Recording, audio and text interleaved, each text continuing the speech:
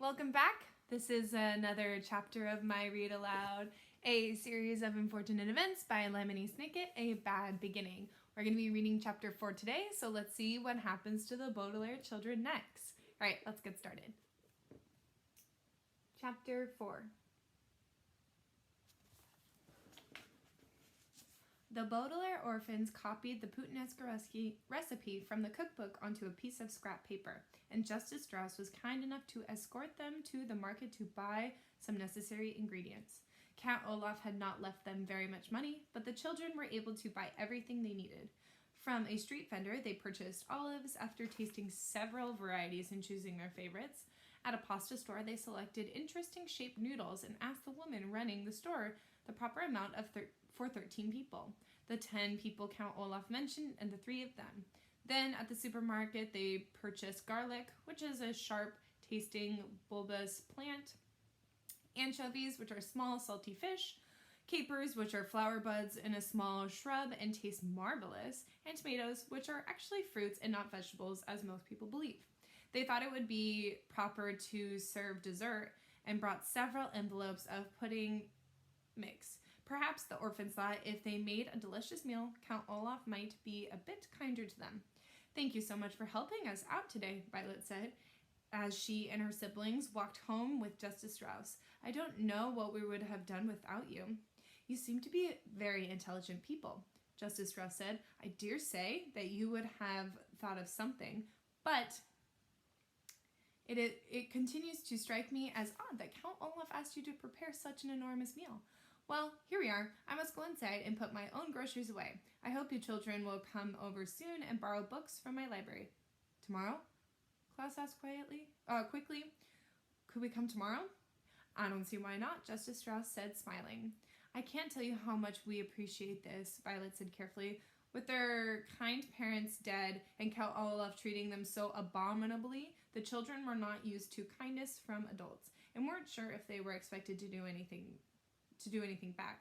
"Tomorrow, before we use your library gown, Klaus and I would be more than happy to do household chores for you. Sunny isn't really old enough to work, but I'm sure we could find a way that she could help." Justice Strauss smiled at the 3 children, but her eyes were sad. She reached out a hand and put it on Violet's hair, and Violet felt more comforted than she had in some time. "That won't be necessary," Justice Strauss said. "You are always welcome in my home." Then she turned and went into her home, and after a moment of staring at her, the Baudelaire orphans went into theirs.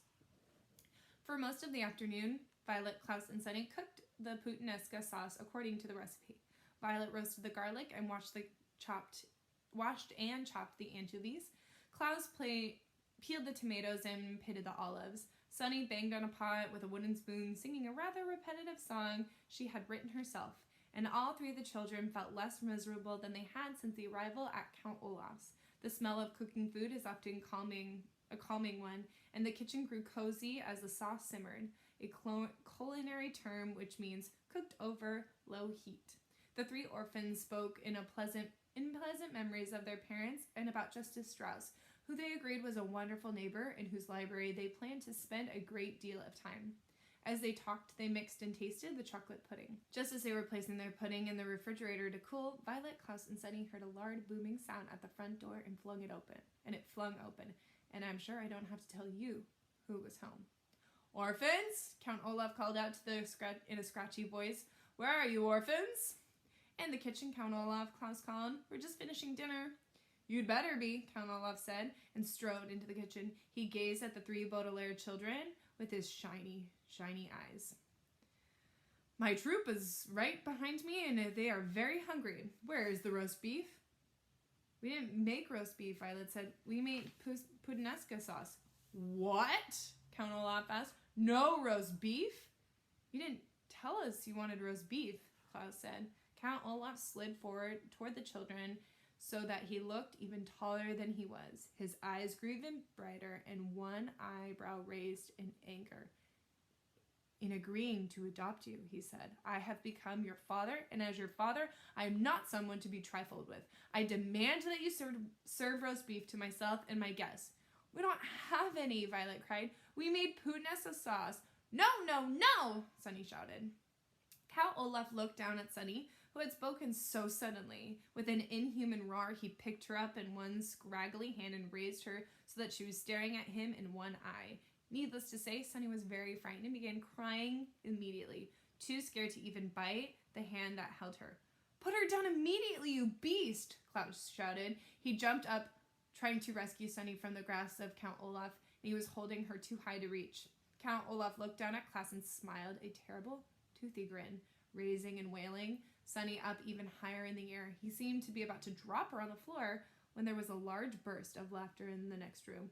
"Olaf, where's Olaf?" Voices cried out.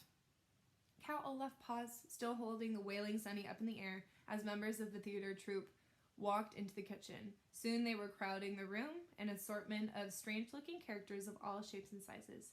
There was a bald man with a very long nose, dressed in a long black robe. There were two women who had bright white powder all over their faces, making them look like ghosts.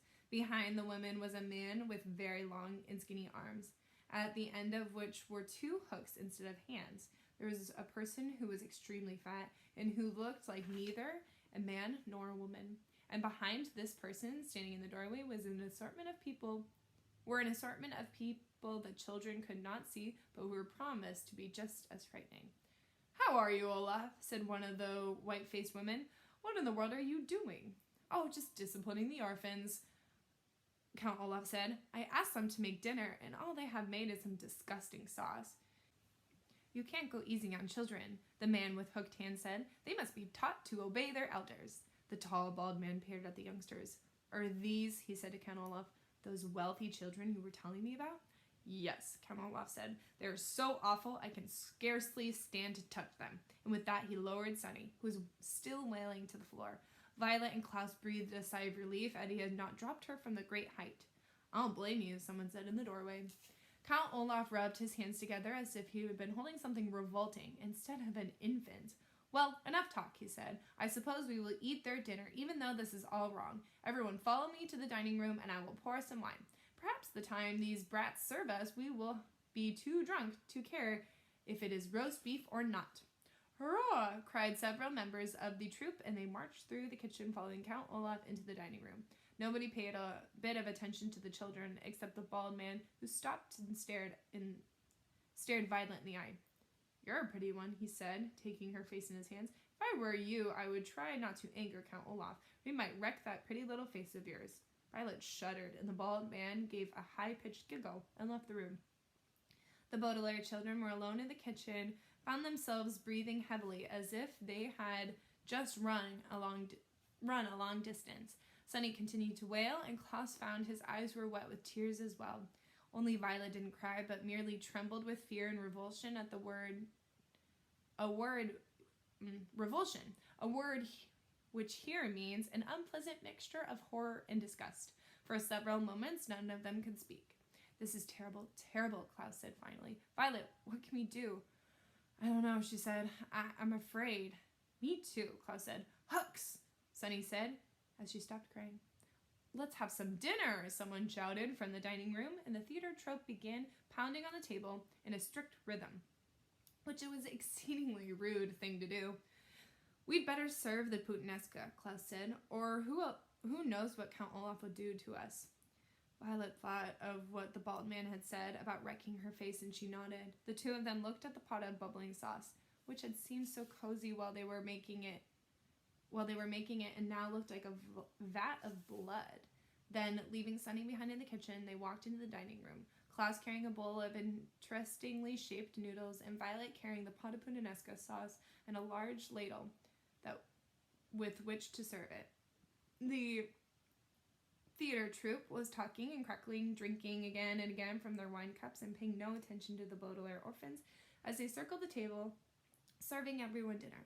Violet's right hand ached with holding the heavy ladle. She thought of switching her left, but because she was right-handed, she was afraid she might spill the sauce with her left hand, which would only anger Count Olaf again. She stared miserably at Olaf's plate of food and found herself wishing she had brought poison from the market and put it in the puttanesca sauce. Finally, they were through serving, and Klaus and Violet slipped back into the kitchen. They listened to the wild, rough laughter as Count Olaf and his theater troupe and they picked at their own portions of food, too miserable to eat. Before long, Olaf's friends were pounding on the table in strict rhythm again, and the orphans went into the dining room to clear the table, and then again to serve the chocolate pudding. By now, it was obvious that Count Olaf and his associates were drunk in a great deal of wine, and they slouched on the table and spoke much less. Finally, they roused themselves and trooped back through the kitchen, scarcely glancing at the children on their way out of the house. Count Olaf looked at around the room, which was filled with dirty dishes. "Because you haven't cleaned up yet," he said to the orphans, "I suppose you can be excused for attending tonight's performance. But after cleaning up, you are to go straight to your beds." Klaus had been glaring at the floor, trying to hide how upset he was. But at this, he could not remain silent. "You mean our bed?" he shouted. "You've only provided us with one bed." Members of the theater troupe stopped in their tracks at this outburst and glanced from Klaus to Count Olaf to see what would happen next. Count Olaf raised one eyebrow, and his eyes were bright, but he spoke calmly. "If you would like another bed," he said, "tomorrow you may go into town and purchase one. You know perfectly well we haven't any money." Klaus said, "Of course you do," Count Olaf said, and his voice began to get a little bit louder. "You are the inheritors of an enormous fortune." "That money," Klaus said, remembering what Mr. Post said, "is not to be touched or used until Violet is of age." Count Olaf's face grew very red. For a moment she said nothing. Then in a sudden moment she reached down and struck Klaus again in the face. Klaus fell to the floor, his face inches from the eye tattooed on Olaf's ankle. His glasses leaped from his face and skittered into the corner. His left cheek, where Olaf had struck him, felt as if it were on fire. The theater troupe laughed, and a few of them applauded as if Count Olaf had done something very brave instead of something despicable. "Come on, friends," Count Olaf said to his comrades. "We'll be late for our own performance. If I know you, Olaf," said the man with the hooked hands, "you'll figure out a way to get that Baudelaire money." "We'll see," Count Olaf said, but his eyes were shining bright, as if he had already had an idea. There was another loud boom as the front door shut behind Count Olaf and his terrible friends, and the Baudelaire children were alone in the kitchen. Violet knelt at Klaus's side, giving him a hug to try and make him feel better. Sonny crawled over to his glasses, picked them up, and brought them over to him. Klaus began to sob, not so much from the pain, but from the rage at the terrible situation they were in. Violet and Sonny cried with him, and they continued weeping as they washed the dishes, and as they blew out the candles in the dining room, and as they changed into their clothes and lay down to go to sleep. Klaus in the bed, Violet on the floor, Sonny in her little cushion of curtains. The moonlight shone through the window, and if anyone had looked into the Baudelaire orphan's bedroom, they would have seen 3 children crying quietly all night long.